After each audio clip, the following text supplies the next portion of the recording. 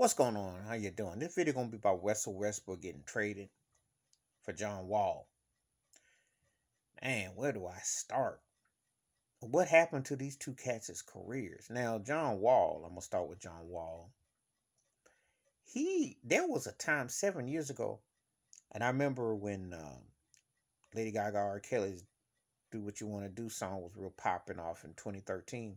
Best Buy had a commercial, and they used the song as a feature. Well, guess who was in the commercial? It was John Wall. At that time, John Wall was up and coming. And I mention this because he was a face they put in a product placement. He was one of the fastest guards I've ever seen. Like the guy, he got handles, but he can run like he runs, you know.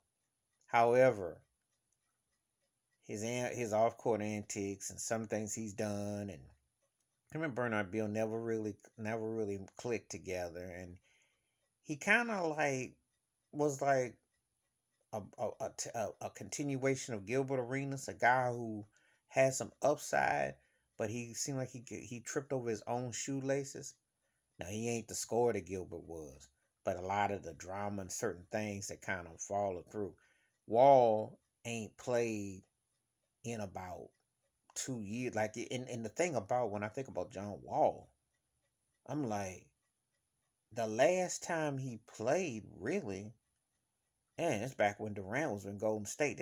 And like when you really think about it, you're kind of scratching your head. I think LeBron was still in Cleveland because you actually don't really remember Wall being effective unless you go back to 2017.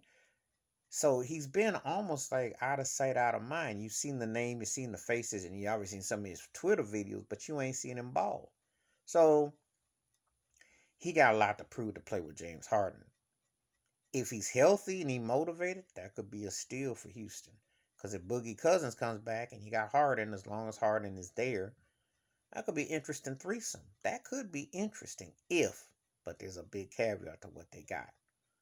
Let's get to Russell Westbrook, former league MVP, and the first guy since Oscar Robinson to be rolling triple doubles left and right. However, as I told a buddy of mine, we both mutual of this. The guy that's almost like the Allen Iverson of his generation, but the reckless all out, flat out, ball on out, do what he do, plays 21.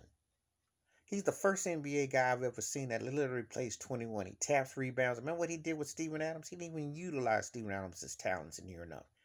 Shoot, pass, assist, rebound, self-rebound. I'm like, Russell burns himself so much during the season stat padding that when he gets to the first round of playoffs, he's like falls on his face. I mean, when Ricky Rubio ran him out the playoffs a few years ago, I'm thinking, man, come on now. But anyway, who benefits from this trade?